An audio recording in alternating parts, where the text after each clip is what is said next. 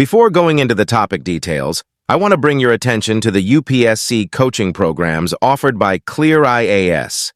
ClearIAS offers online and offline courses to help candidates get selected for prestigious government services like IAS, IPS, or IFS.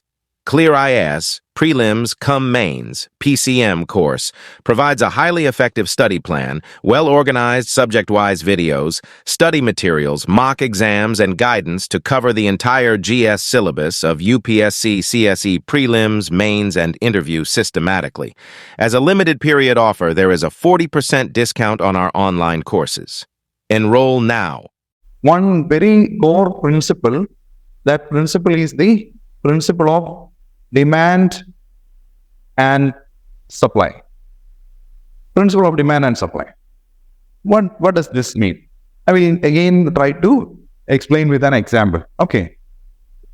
Let's say there are 5 persons in a village, or in India, there are only 5 persons. So these 5 persons, as I said, they need, let's say, 5 kilogram of rice. 1 kilogram, 5 kilogram of rice they need all together, 5 kilogram of rice. Okay. So if, in that case, every kilogram of rice, let's say, costs rupees 10 kilogram per kilogram. Rupees 10 per kilogram. Suppose the farmers are trying to produce more rice. They are producing more rice. They only need 5 kilogram of rice. Let's say every day they need only 5 kilogram rice, 5 persons are there. But the farmers are overproducing rice. Then instead of 5 kilogram of rice available in the market, now 10 kilogram of rice is available.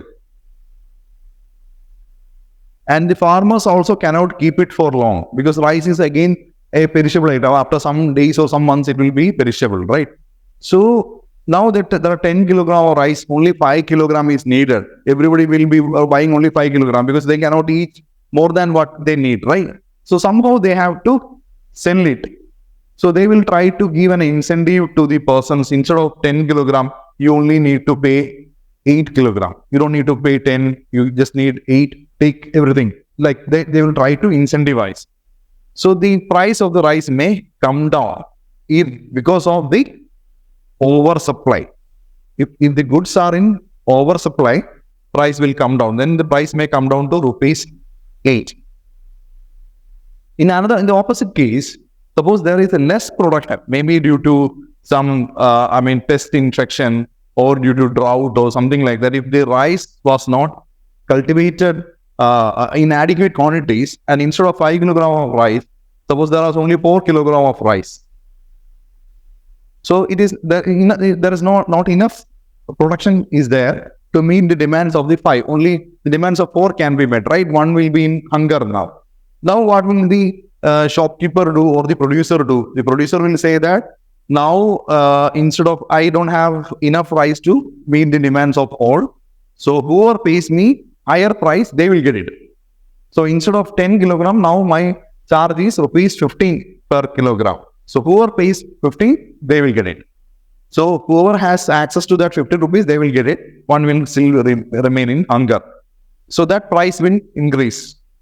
So you know that is demand and supply. So to make it short, what is how is inflation connected with demand and supply? That is what you should understand. This is the only core principle you need to understand with respect to even economics as such. So for example, when I teach geography, I will always say that when you study geography, one important concept you need to know that with respect to winds, one thing you have to always know that wind always flows from high pressure area to a low pressure area. So that is how wind always flows. If you know this concept, the whole geography can be understood from this. Like we will know from which area will the wind will be blowing, from equator to the tropics, what will be the direction of the winds. From the tropics to the subtropics, what will be the direction of the winds.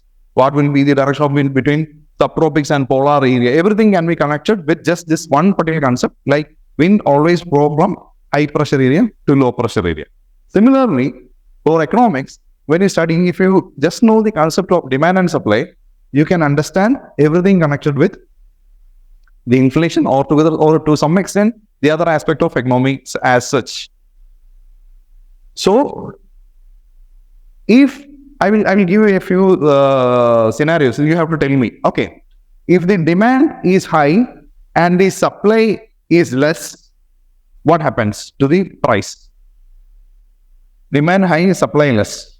What will happen to the inflation? Inflation increases, right? And now demand less and supply high. What will happen? Price will decrease. Perfect. So these two are the only things which we can say with 100% surety, right? See, so other items like if demand is less, supply is also less. We cannot exactly say what will be the result, right? If demand is also less, supply is also less, maybe the price will remain as such. Or the demand is also high, the supply is also high, then the price may remain constant, right? It is meeting, right? So, but these things we can say for 100% surety that this is the case. If all other parameters remain the same, this will be the case. So, if you know this figure, you have understood the concept of inflation. So, this is the case.